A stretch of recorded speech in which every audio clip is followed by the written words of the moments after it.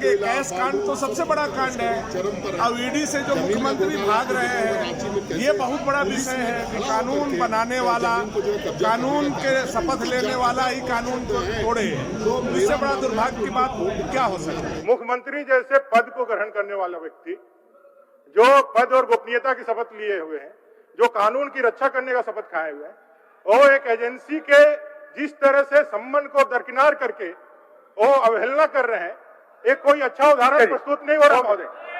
ठीक है, वो ईडी आपने उनको समन किया है और उन ईडी को वो जवाब दे रहे हैं, फिर उस बात को यहाँ पर चर्चा का विषय क्यों हमारा है।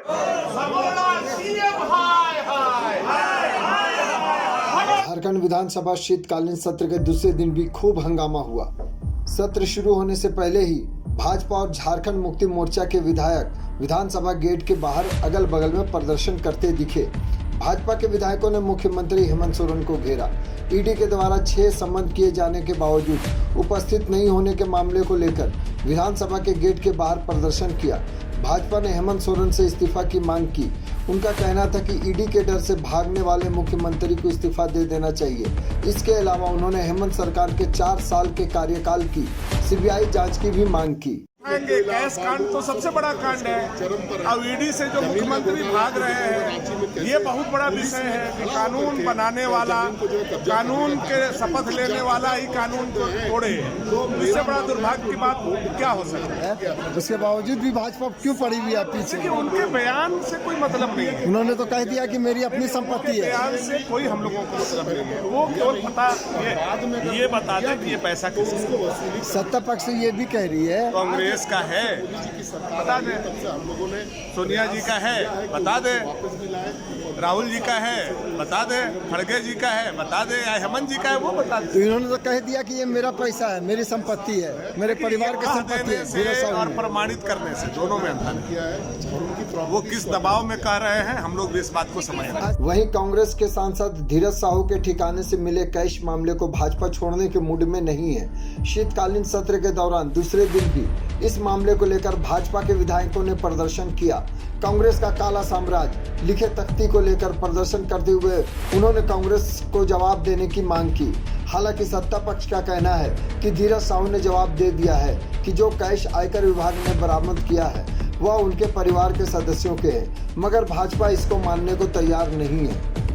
घर पे जो 400 करोड़ रुपए बरामद हुए हैं वो राज्यसभा के सदस्य, लेकिन है तो झारखंड के नागरिक। वो पैसा झारखंडियों का है, जल जंगल जमीन से लूटा हुआ पैसा है। एक संवैधानिक संकट इस झारखंड सरकार में पहुंच गया। ये संवैधानिक संकट है महोदय, कोई कानून व्यवस्था का संधारण नहीं हो रहा है। मुख्यमंत्री जैसे पद को ग्रहण करने वाला व्यक्ति, जो पद और गोपनीयता की शपथ लिए हुए हैं, जो कानून की रक्षा करने का शपथ खाए हुए हैं, वो एक एजेंसी के जिस तरह से संबंध को दरकिनार करके वो अवहेलना कर रहे हैं, एक कोई अच्छा उदाहरण प्रस्तुत नहीं हो रहा महोदय।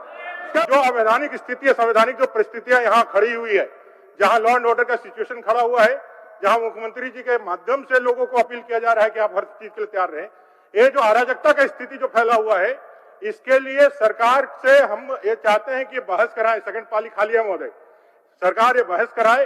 क्यों नहीं सरकार को इस्तीफा देना चाहिए, इस पे बहस कराए। हम पक्ष के नेता जिस आरोपों को यहाँ पर उठाने की काम किया है, मैं कहते हैं कि सत्ता पद जो है यहाँ पर राजनीतिकरण कर रहे हैं। मैं 100% कहते हैं जो विपक्ष के यहाँ पर जो बैठे हैं वो शुद्ध राजनीति करते हैं विधानसभा में आकर। आज चाहे धीरज साहू का बात हो, चाहे सीएम की बात हो, ये चर्चा का मैदान नहीं है। और मैं इस बात को खुलासा करना चाहते हैं कि धीरज साहू का जो है पारिवारिक बिजनेस है।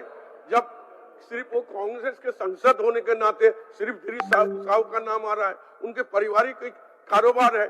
उन्होंने आज तक आईटी ने कोई भी बात नहीं रखा है जो उनके पास कितना पैसा है, या गलत पैसा है या गलत तरीके से पैसा कमाए, वो कोई नहीं रखा है। लेकिन इन लोगों ने उस बात को कर रहे हैं। अब रही बात कि माननीय मुख्यमंत्री के बारे में बोल रहे हैं, ठीक है, वो ईडी आपने उनको समन किया है और उन ईडी को वो जवाब दे रहे हैं, फिर उस बात को यहाँ पर चर्चा का विषय क्यों हमारा है। यहाँ पर सदन जो है जन का जो मुद्दा उठना चाहिए और जन मुद्दा को हम लोग उसका निराकरण करने की कोशिश करेंगे। इस तरह के मुद्दा विधानसभा में नहीं आनी चाहिए।